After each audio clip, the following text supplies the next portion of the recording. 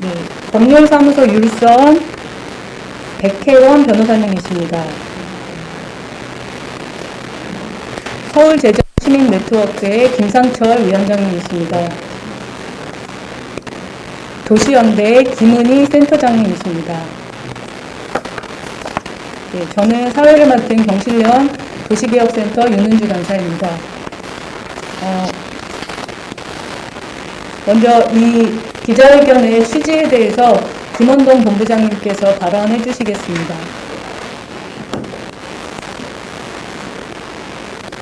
예, 저희 경실련과 여러 시민단체가 광화문 광장을 지키기 위해서 서울시장도 아닌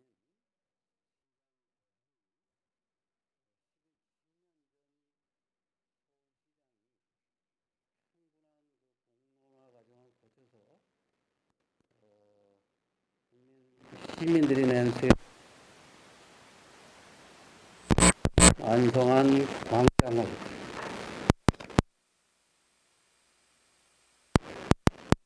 천만이 모여서 4년 전 역사를 보는 의미 있는 광장을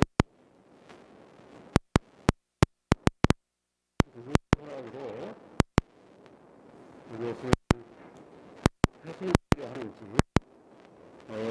대통령께서는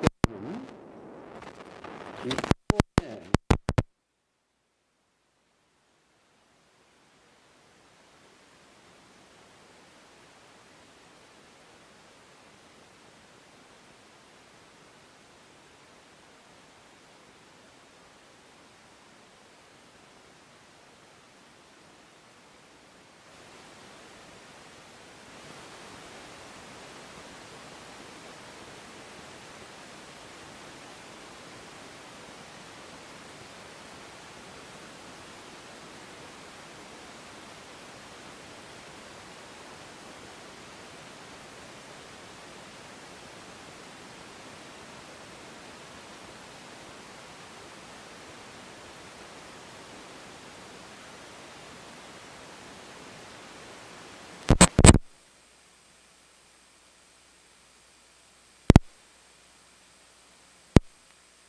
공사를 강행하는 것은 청와대에 묵인이 있거나 청와대와의 교감이 있거나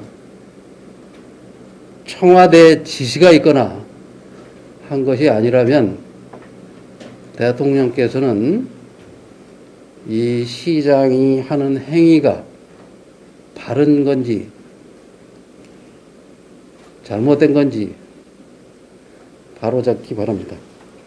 또 검찰은 이런 시민을 무시하는 시장 대행을 즉시 수사하기를 원합니다. 저희 경실련은 법적 검토를 거쳐서 오늘 법적 조치를 요구할 계획입니다. 네, 감사합니다. 예, 말씀해 주신 것처럼 2009년에 지금의 광장이 한 700억의 예산을 들여서 조성이 된 건데요. 거의 이제 뭐 10년 정도밖에 되지 않았는데 다시 재조성 논의가 되고 있습니다.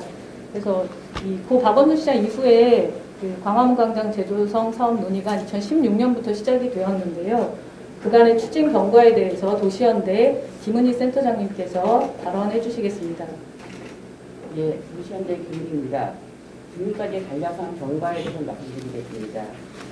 2019년 7월 22일 시민단체의 광화문 광장 재구조와 조성사업 중단 요구 기자회견을 시작으로 시민사회단체의 주장은 한결같았습니다. 첫 번째가 모든 정보는 공개되고 관점에 대한 공개 공론화가 지속적으로 추진되어야 한다.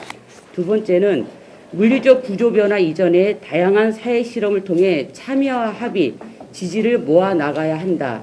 그리고 세 번째는 통과교통 억제 프로그램 및 대중교통과 보행, 자전거 등 녹색교통 네트워크 구축이 물리적 구조 변화와 동시에 추진되어야 한다. 그리고 마지막으로 광장 구조에 대해서는 동측, 서측, 양측 확대 등과 관계없이 제대로 된 공론화가 지속적으로 추진되어야 한다입니다. 이와 관련해서 행안부 및 시민단체들의 반대에 의해 서울시는 작년 9월에 중단 발표 이후 10월부터 12월 2개월 동안에 여러 형태의 공개 토론회를 진행하였으나 이 공개 토론회를 끝나고 난 뒤에 시민사회 단체들은 2020년 1월 28일 의교서를 통해서 서울시의 의혹에 의해 숨가쁘게 쫓기듯 반복되는 방식은 변화되어야 하며 공론화 과정이 이례적이고 형식적인 절차가 아니라 토론회 과정에서 제안한 구상에 대해 수용은 물론이고 불수용에 대해서 명확한 입장 표명을 제시할 것을 요청하였습니다. 그리고 이와 더불어서 GTX-A 광화문역 신설함 폐기, 혼잡 통행료 등 교통수요 방안 도입, 물리적 형태 변화 이전에 이용 환경의 변화 필요, 즉 편측 광장안에 대한 반대, 물리적 그리고 재구조와 편익을 서울 시민 전체가 공유할 수 있는 젠트리피케이션 대응 방안 모색이 필요함을 제기하였습니다.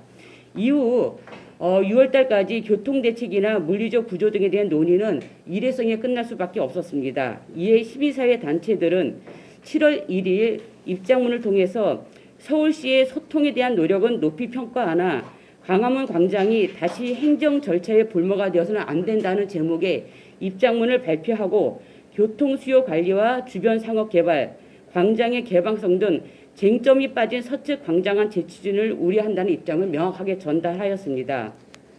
이후 박원순 시장 유고 이후에 서울시는 어떠한 공개적이고 공식적인 논의나 입장 발표 없이 9월 28일 광화문 광장 재구조화 조성을 발표한 것입니다. 즉 내용과 과정 모두 서울시의 일방성에 기초한 것이고 11월 16일 광화문 광장 도로공사 착수공에 들어갔습니다. 2020년 2월 14일 서울시의 보도자료 이후 그 이후에 구체적인 내용에 대한 단 한 번도 공개한 적이 없었습니다. 시민소통 과정이 서울시의 절차적 도구로 활용되었다 비판한 이유는 바로 여기에 있습니다. 그리고 또한 동절기 보도공사 클로징 10일에 위배하면서까지 급히 서두르는 이유가 무엇인지에 대해서 서울시는 어처구니 없는 답변만 계속 보내오고 있습니다.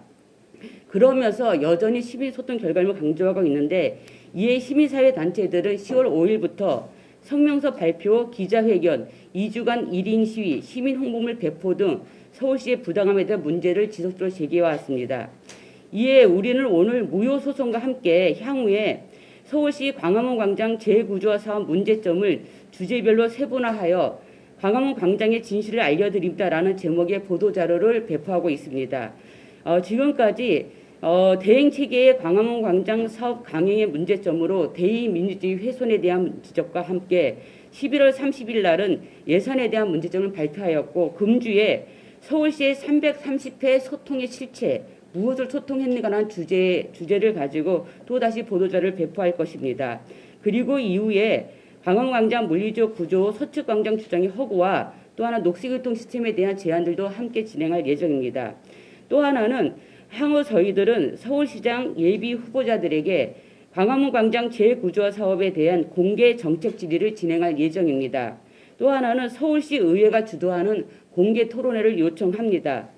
11월 24일 저희들이 발표한 그 기자회견문에서 시장 없는 서울시 대신 서울시 의회가 제 역할을 할 때다라는 제목의 성명서를 밝혔듯이 시민의 권한을 위임받은 유일한 대표 기구인 서울시 의회가 나서서 공식적인 토론을 시작할 것을 요청합니다. 그 외 저희들은 향후에 서울시가 진행하고 있는 광화문 광장의 실시 설계에 대한 모니터링, 광화문 광장 주변 보행 네트워크 및 보행안전 시스템 등도 면밀하게 파악할 것입니다. 이러한 과정들을 계속 지속시키면서 서울시가 현재 추진하고 있는 광화문 광장 재구조화 사업이 얼마나 부당한 것인지를 지속적으로 시민들에게 알려나갈 예정입니다. 네, 감사합니다. 서울시가 이 사업을 진행하는 과정과 이에 대응하는 시민사회단체 활동들 그동안의 추진 경과를 설명해 주셨고요. 향후 일정까지 말씀해 주셨습니다. 도시현대는 그 광화문 인근의 그 평창동, 효자동, 그 청운동 등 그 지역 주민 조직들과도 계속 소통하시면서 활동해 주고 계시고요. 이번에 무효 소송에도 지역 주민들께서 원고로 참여해 주셨습니다. 네, 이번에는 그 무효 소송 설명해 주실 텐데 백혜원 변호사님께서 해주시겠습니다. 법률사무소 율선의 대표이기도 하시고 한양대 법학전문대학원 리걸클리닉 자문 변호사님이십니다. 네, 저는 이 사건 광화문광장 재구조화 사업이 왜 무효인지 어떠한 위법한 사유가 있는지에 대해서 말씀드리겠습니다. 첫 번째로 광화문광장 재구조화 사업은 상위 기본계획이 없는 위법한 사업입니다. 서울시는 2014년 2030 서울도시기본계획을 통해 2010년부터 2030년까지 향후 20년간 서울의 주택, 공원, 교통, 산업, 환경, 문화, 복지 등 다양한 부문별 계획을 통합하고 조정하는 서울시의 최상위 도시기본계획을 발표했습니다.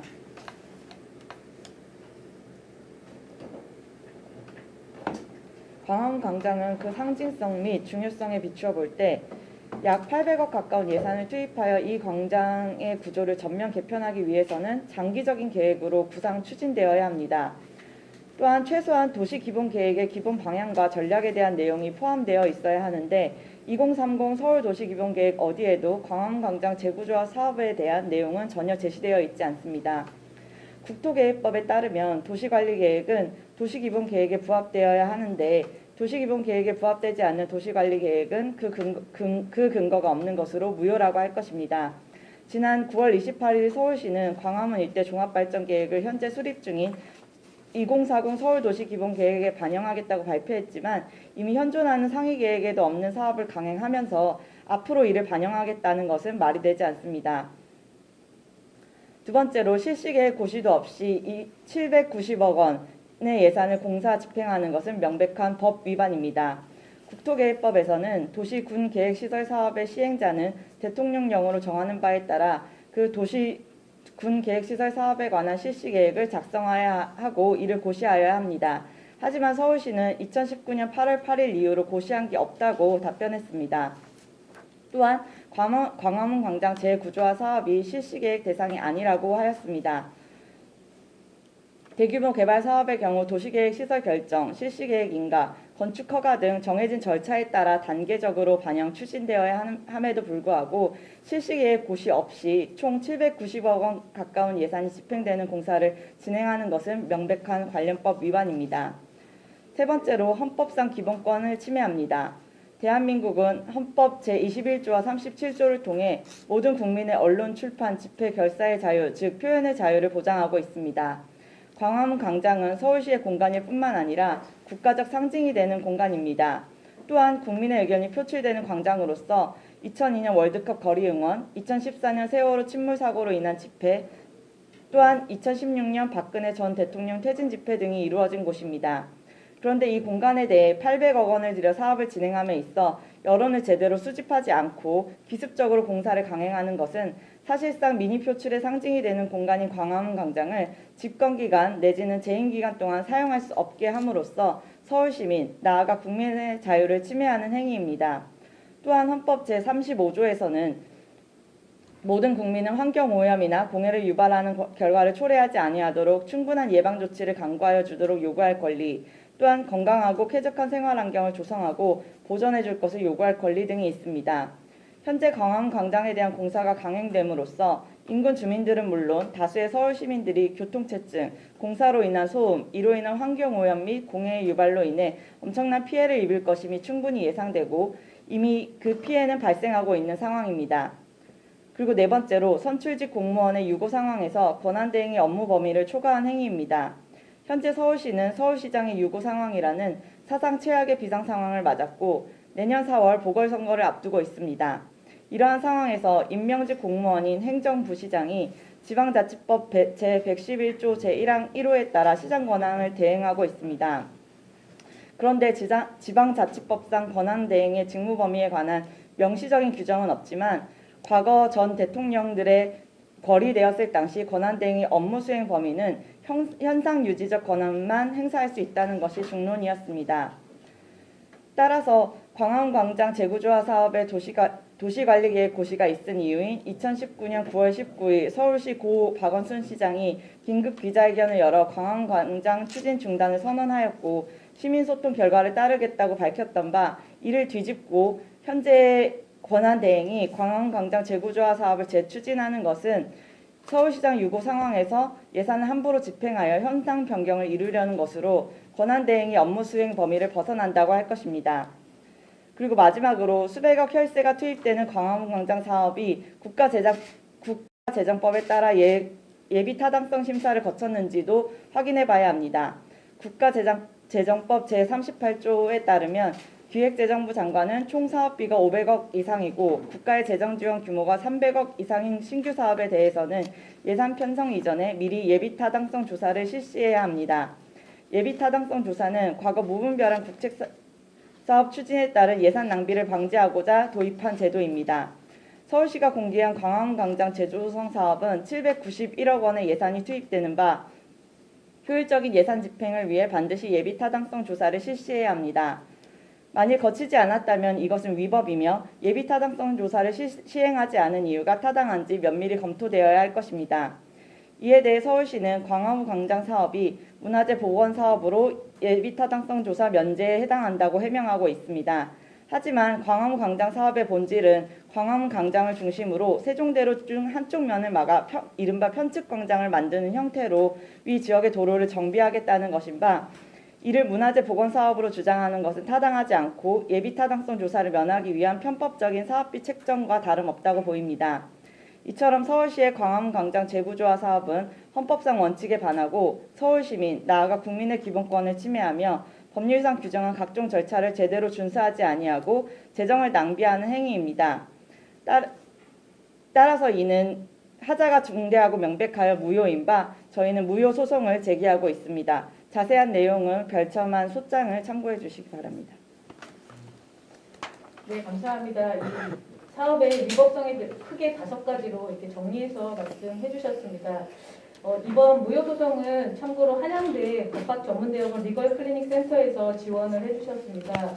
리걸클리닉센터는 2011년 국내 최초로 공익소송을 제기한 것을 시작으로 소비자 소송, 산재 보상 소송, 입양 허가 청구 등을 수행하면서 승소 판결을 받았고요. 일본 위안부 피해자 인권 구제 소송 및 4.16 세월호 참사 피해 구제 및 지원에 대한 특별법 위헌 확인 소송에 참여하는 등 공익 실현에 기여하고 있습니다.